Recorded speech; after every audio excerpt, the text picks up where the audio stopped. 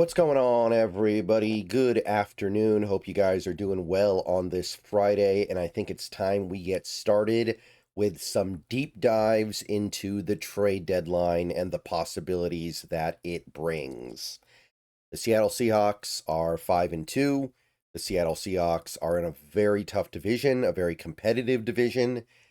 So you put it all together, and the team should probably be thinking about acquiring some pieces at the trade deadline. And the trade deadline is about a week and a half away. November 4th at 4 p.m. Eastern, 1 p.m. Pacific. That's the deadline. So we got time, but the sooner the better. The Seahawks are in a bye week right now, so they have a little bit of extra time to look over their options. And they also have plenty of cap space to make almost any move work. So let's talk a little bit about the trade deadline back in 60 seconds. All right, guys, let's take a minute so I can tell you guys about Sleeper. I'll tell you a little secret as well. It's more than just a platform for fantasy leagues. This year, millions of users have enjoyed playing fantasy sports on Sleeper, but there's so much more to it. You have live stats, real-time updates of all stats. You have a news feed with lightning-fast updates on players and teams, and a real-time chat where you can engage with other users about plays, performances, games, all kinds of stuff during the sports season. So download Sleeper, experience it for yourself, and don't forget to use my promo code SBN to get up to a $100 match on your first deposit, and pair that with their new promo that will give you a free $20 entry, no deposit needed. So you can use both of those promos. Terms and conditions apply. See Sleeper's terms of use for details. Currently operational in over 25 states and going. So check out Sleeper today and use those promos. Okay, so when you're talking about being a buyer at the trade deadline, you need to find a seller. And when you want to try to find a seller, you need to find a bad team. And these days, you need to find a really bad team because almost half the teams make the playoffs, and every team feels like they can turn it around in one off season. I think that's become the typical expectation. Nobody really wants to give up their assets because everybody feels like they're going to be the next team that just blows up out of nowhere and becomes an overnight Super Bowl contender. And every team, and well, not every team, but most teams also feel like they can get hot at the end of the year and sneak in as the 7 seed. It's it's one of those things where everybody wants to live in the most optimistic timeline possible. So let's go to a team that can't possibly be optimistic about anything right now. The New York Jets, the worst team in the league so far. The only team in the league without a win, 0-7, completely hopeless, completely helpless, just bad. Just indefensibly bad. And not only are the Jets bad right now, like worst team in the league bad, I think that anybody with any scrap of common sense will acknowledge this team is years away from being good. They just don't have enough going on to be encouraged about this about this near future. They don't have their quarterback. I think that we've all kind of figured that out at this point. They're they've got a couple of their good skill position players under contract extensions, but I don't know how excited they are about that at this point. They've got a couple pieces on defense locked up, but there isn't a lot on this team that makes you feel like, hey, 2026, this Jets team is going to come out of nowhere and be great. So if there's any team in the league that needs to just get rid of whatever assets they have that they don't have immediate use for, it's the New York Jets. So I've got notes here. I've got extensive notes here, by the way, that I'm going to be reading through as we go through this. But there are 4 players on the Jets that I want to get to in this video that the Seahawks should at least think about trading for. I personally like some of these players more than others. There are definitely some guys that I'm going to talk about in this video just for the sake of being a completionist that I wouldn't really want, but I know that some people might. So let's just go ahead and do it, and let's start with Breece Hall. Breece Hall, the running back, who was the first running back taken in the 2022 draft.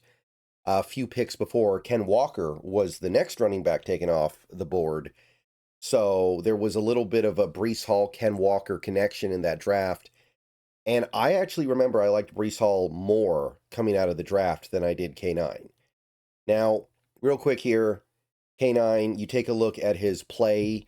I mean, the rookie year, he didn't play a lot. He only played in 7 games, but he was pretty productive when he played. He was efficient. He was effective doing his thing.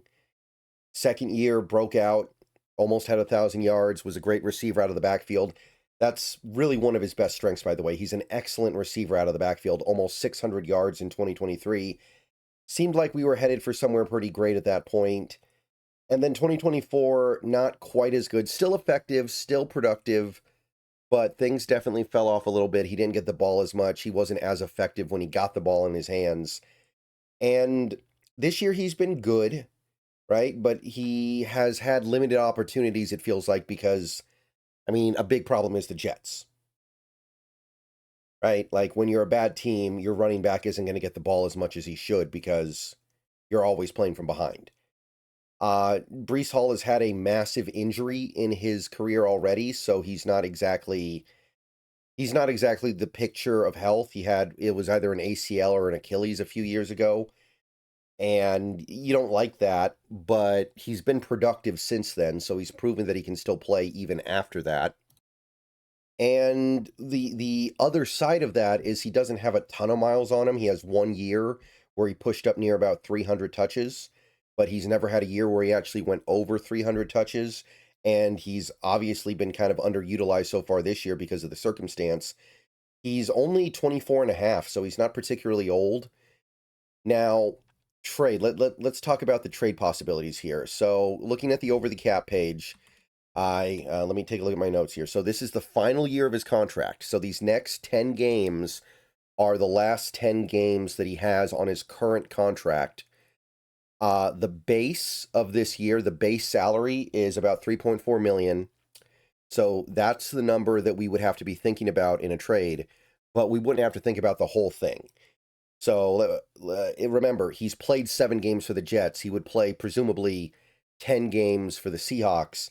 We would only be on the hook for 10 of his game checks. And of course, we're not on the hook for the bonus, which is about 934,000 because the Jets have already paid that. So his game checks are about 200 grand per game. So therefore, if you traded for him, the salary that you would be on the hook for Breece Hall would be about $2 million. So you're taking on $2 million to get Breece Hall. Now, that's definitely manageable. That's not something that would be a big deal to this team at all. Very, very likely a player of Breece Hall's caliber would be worth $2 million over 10 games. Now, because the contract is almost expired and because Breece Hall's not having a great year, he has 0 touchdowns through 7 games for whatever that's worth, and actually not even 600 total yards from scrimmage. I don't think you'd have to give up that much. You're talking about maybe a 4th or a 5th round pick. Maybe not even. We're talking about trading for a guy for 10 games. Now, here's my question. If you traded for Breece Hall, would you then have to extend him immediately, or would you feel obligated to extend him at some point? What would that extension look like? Because this has been a very productive player over the last few years of his career, even if this year isn't his best one. Is the extension going to be in the realm of 3 years, 45 million, like 15 million per? Somewhere around what Derrick Henry got extended to fairly recently? Remember, Derrick Henry got that extension when he was clearly not in his prime anymore. Derrick Henry got that money when he was pretty clearly on the cusp of entering a different phase of his career. But you're giving Breece Hall an extension based on the fact that he's 24 and a half years old right now. So you might be looking at something like 3 years, 45. So that has to be factored in here, because if you trade for him, you're going to feel obligated to at least consider the extension. Nobody wants to give up an asset for 10 games of a player, even if the player's good. Now, I'm not big into the idea of trading for a running back because I don't think the talent level of our running backs in Seattle is the thing that is preventing us from having a good rushing attack. Breece Hall is a good player, though. I wouldn't be against it. This guy has been very good in his career. I mean, last year, he did give you over 1,300 yards from scrimmage. Efficiently, too. Pretty efficiently. So he's probably better than the guys that we have right now. He's probably better than Walker. He's probably better than Charbonnet. And he would help. And it does give you kind of first dibs on the extension discussions if that's something you even want to do. I'm not super into this one, but I do know that some people will be. So I wanted to touch on it for a little bit here. Now, the second guy offensively that the Jets have that I think needs to be discussed here is actually Joe Tippmann. Now, Joe Tippmann is in a weird spot right now. Joe Tippmann is a center, and he's a very good center. If you go to Pro Football Focus and you go back to 2024, rated very well, 73.4 for the Jets, played over 1,000 snaps at center, allowed 3 sacks, 23 total pressures. Joe Tippmann can play. 2025 comes around. They move him to right guard, and he has not been anywhere near as good. 57.8, 18 pressures allowed, 5 sacks allowed. The Jets are kind of jerking him around, and he's a much worse player for it. So if the Jets are looking at this and they really want to roll with Josh Myers at center, who is their current center, maybe you call them about Tippmann and you say, hey, clearly you're not that enamored with him. You're going to get Elijah Vera Tucker back next year anyway. Like, do you want to get something for Tippmann now while you can?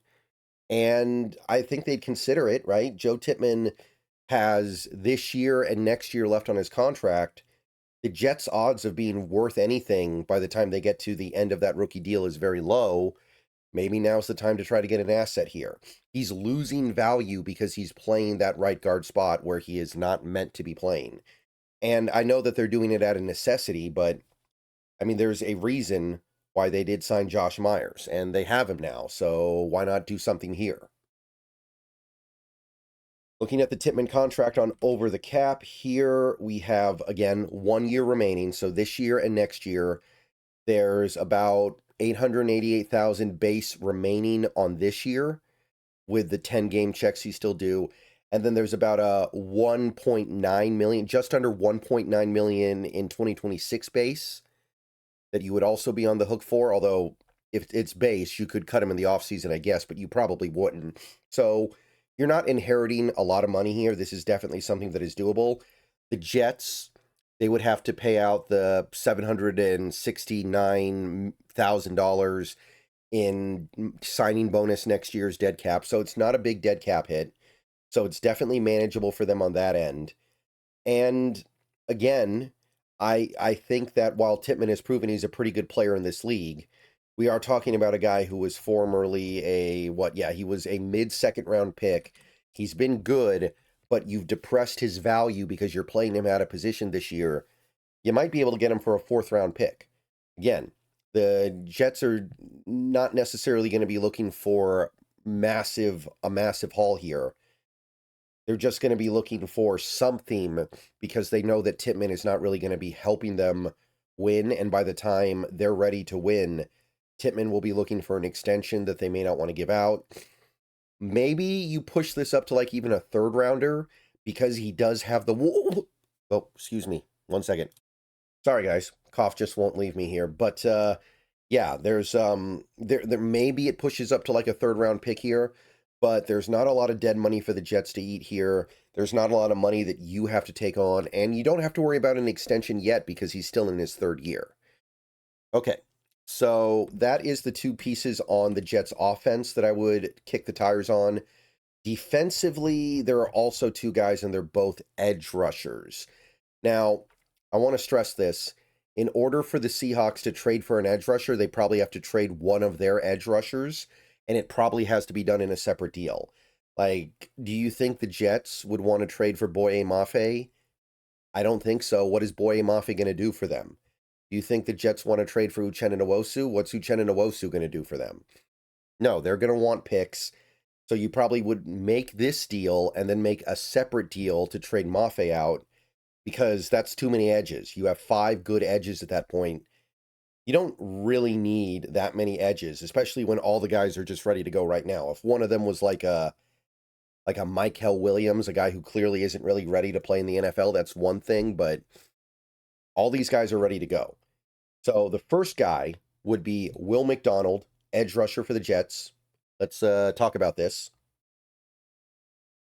Former first-round pick, 26 and a half years old. He had a really good year last year, 10 and a half sacks, broke out big time for the Jets. And this year so far, not quite so impressive, but again, when you're the Jets, how are your edge rushers ever going to get quarterback pressure and sacks when the other team never throws the ball because you're always behind? So I would definitely not look at that and say, oh, well, we can make sweeping generalizations about the player. A lot of this is circumstantial. So I still think Will McDonald's a good player. Is worth noting he was an older rookie, so he probably doesn't have much of a ceiling beyond what we've seen so far. Now, you take a look at the contract. Again, he has 1 year left on his deal after this year. So the base remaining this year is just under 800,000. The base next year is about 1.66 million. So not a lot, not a big amount of money. Definitely money that you're willing to take on as a team. And there is significant dead cap, not huge dead cap for the Jets if they trade him. About 2.2 million in dead cap that they would take on because of the signing bonus that Will McDonald is due next year. So you'd have to give up a little bit more. This is also a player who's proven in recent memory he's quite good. And again, you're getting one more cheap year after this year because you have 1 year remaining on the deal. So I imagine you're talking about at least a third-round pick with Will McDonald, maybe even a third-round pick plus. I don't think you're going to get into second-round territory, but I think you're going to have to give up about a third-rounder and possibly a little bit more. I'm not super into this one, but if you're trying to find a way to get another year of club control on a talented edge rusher, and you want to flip over Mafe because you're about to lose control of him, it's not a bad idea. You could definitely do worse. And McDonald's a good player. And also, remember, he's a first-round pick, so you do have the fifth-year option. So you could push off an extension even another season if you wanted to. Now, the fifth-year option would be pretty pricey, but if he comes in and plays well for you, he'd be worth it. Okay, one final guy for these Jets that I would consider trying to trade for would be Jermaine Johnson, the other edge player they have. I know some people are going to mention Quinnen Williams, and obviously Quinnen Williams is great, but we don't need another 3-tech. And, I mean, as good as Quinnen Williams is, I think at a certain point there's a law of diminishing returns. So let's talk about Jermaine Johnson here. This one's a little bit tricky. So understand where we are here with Jermaine Johnson, former first-round pick, going to turn 27 in January, so getting towards his prime. We've got a Pro Bowl year in 2023. Guy made the Pro Bowl. Can't say that about Will McDonald. 7.5 sacks, 55 tackles, 11 tackles for loss. He was great. He was great for the Jets in 2023. Seemed like he was a budding star. Since that season, he's played a grand total of 6 games and has 1 sack and 20 tackles. So, I mean, can't stay healthy, can't stay on the field, no production, nothing to say. He's just been, it's been a little bit of a disappointment. It's been definitely somebody who just seemed like he was headed towards the upper echelons of edge rushers in this league. And now going through his 4th season, his final year of being really cheap, there's, I don't know. I don't know what you're going to get. I don't know what you got, but maybe this is the kind of cheap move that you make to get another edge rusher in here just to maybe see if you can get something out of him that the Jets haven't been able to. Contractually, it's a little bit complicated because the Jets have already picked up his 5th-year option, okay? So there's 1 year remaining on the deal because they picked up that 5th-year option.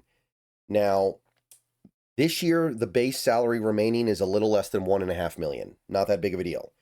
1.5, call it 1.46 million. So that's no problem. But you have a lot of base in 2026, 13.4. Now it's base, so you can trade for him, get him for the rest of the year, decide you don't like what you see and cut him and you don't owe him anything. But if you want to keep him, you have to pay a lot. he doesn't have one more cheap year like a lot of these guys. Now, the Jets would not have to take on big dead cap, 1.7 million approximately in dead cap if they trade him right now. They're not on the hook for any signing bonus next year because there is no signing bonus in the 5th-year option. This is definitely something the Jets would do just to go ahead and move on and maybe give more playing time to Michael Clemens, a young edge that they've had on their team for a little bit now, more so than getting any real compensation back, because this guy hasn't been productive for the last year and a half. If the Jets traded him, at best, I think they get like a 5th-round pick. They're just happy to get anything for a guy that hasn't been able to stay healthy, and they're about to potentially have a lot of money owed to him, although I doubt that they keep him on that $13.4 million base, even if they keep him. So 5th-round pick at best, so it would be cheap, but I'm not really feeling it because of all the moving parts behind getting another edge, but on the table. All right, see you guys later. Go Hawks. More teams coming soon with videos like this.